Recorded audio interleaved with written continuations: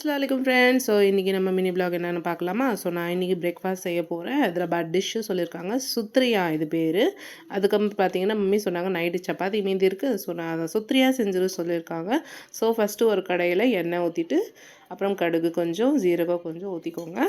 So finally நம்ம வெங்காயம் நறுக்கி வச்சுருக்கு, பச்சை மிளகா கீரி போட்டு கருவேப்பிலை போட்டு தாளிச்சிருங்க. அதுக்கப்புறம் தக்காளி கட் பண்ணிவிட்டு அதில் தேவையான அளவுக்கு உப்பு, மிளகாத்தூள், அப்புறம் மஞ்சத்தூள்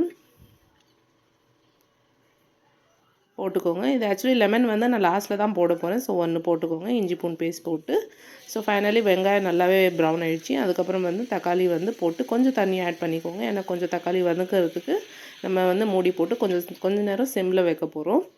ஸோ ஃபைனலி தக்காளி வெங்காயம் இங்கே நல்லாவே வதங்கிடுச்சு. ஸோ நான் இங்கே பார்த்தீங்கன்னா சப்பாத்தி இந்த மாதிரி ரோல் பண்ணிவிட்டு சின்ன சின்ன பீசஸ் கட் பண்ணிவிட்டு நம்ம செஞ்சால் நல்லாயிருக்கும். ஸோ நூடுல்ஸ் மாதிரி நமக்கு அந்த மாதிரி ஒரு ஷேப் கிடைக்கும். ஆனால் இது நமக்கு நல்லா உதிரியாகவே தெரியுது பார்த்தீங்களா?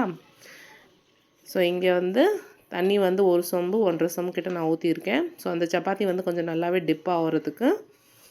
ஸோ இங்கே நம்ம சப்பாத்தி எடுத்து இதில் போட்டுக்கலாம். ஸோ இது அவசரத்துக்கு நம்ம ஈஸியாக சிம்பிளாக செய்கிறதுக்கு சிம்பிளான டிஷ் இது. ஸோ இங்கே ஒரு 10 மினிட்ஸ் நம்ம சிம்மில் போட்டு மூடிட்டு ஸோ ஃபைனலி நம்ம சுத்ரியா ரெடி ஆயிடுச்சு. லெமன் ஜூஸ் போட்ட 1 கொத்தமல்லி தாளித்து இது போட்டாச்சு ஒரு டேஸ்ட்காக.